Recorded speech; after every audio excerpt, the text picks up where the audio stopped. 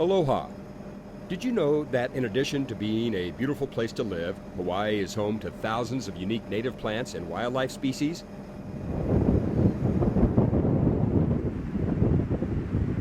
Hawaii is the most isolated group of islands in the world.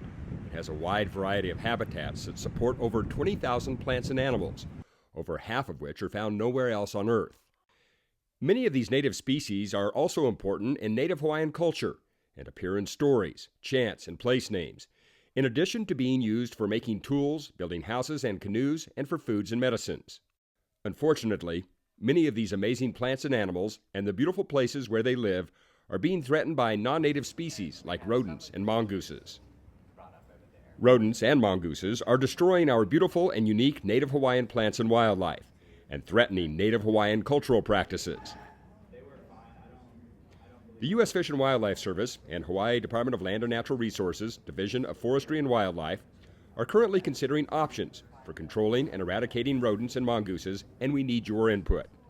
Let's talk to a few of our experts and find out more about this process and how you can help us protect our native species and culture for generations to come. Let's begin with Sean Kozo, an invasive species biologist with the U.S. Fish and Wildlife Service. The U.S. Fish and Wildlife Service and DOFA, DLNR, Department of Land and Natural Resources, Division of Forestry and Wildlife, are working together to create a programmatic environmental impact statement to control and or eradicate rodents and mongoose in conservation areas. Basically, we have methods and tools available for controlling rodents and mongoose in urban and agriculture areas, but we would then need to adapt some of these tools and methods for conservation areas. This process will help us identify and evaluate the tools and methods in these conservation areas and analyze also their impacts to the human and natural environment. So once that toolbox is created, what will that mean if a manager wants to do a control or eradication project on a site? So once we have the toolbox created, a site manager will still have to evaluate which of the tools are the right ones to use in their specific conservation area. They will still need to comply with laws and regulations for that area, get the right permits and authorizations, and even consider the impacts to the tools they plan to use.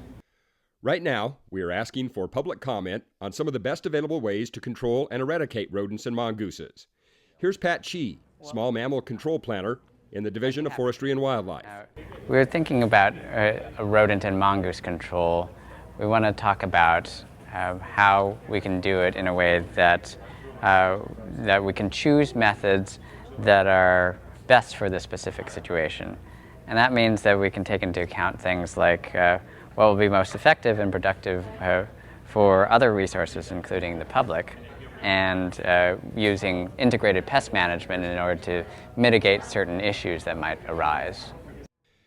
Can you talk a little bit about the kinds of tools and methods we're evaluating for this programmatic environmental impact statement? Sure. Currently, we use a lot of products that various other industries might use in the urban areas, such as rat traps and live traps and rodenticides, such as difascinone. And so these are the kinds of methods that we're considering.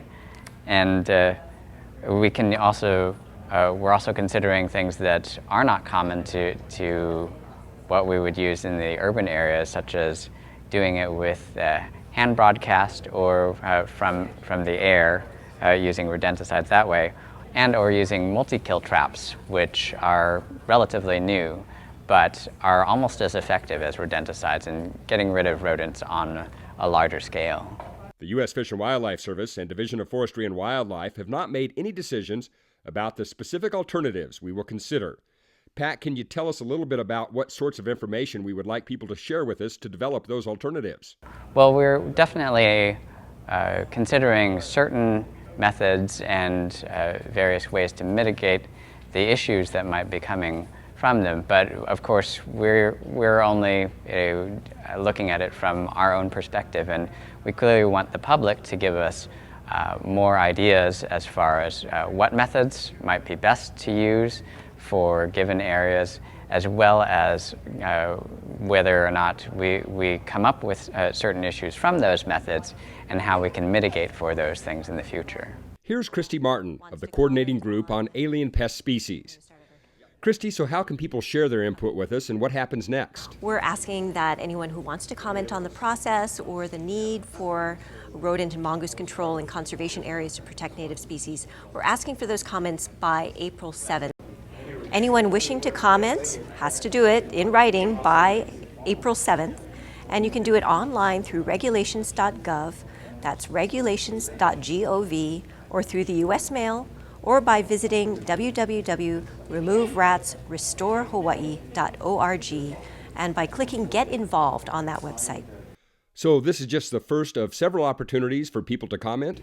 Once the comment period closes, we'll be able to gather up all of those comments, and then the work will begin in putting together a draft that really addresses those comments, and we will come back out with the draft programmatic EIS for everyone to review, and we're going to come back around for public comments once again. Protecting native Hawaiian plants, animals, and the environment is our shared kuleana. Our native species are not only unique to our islands, but also an important part of Hawaiian culture. Controlling non-native species like rodents and mongooses helps protect our native species and culture for generations to come.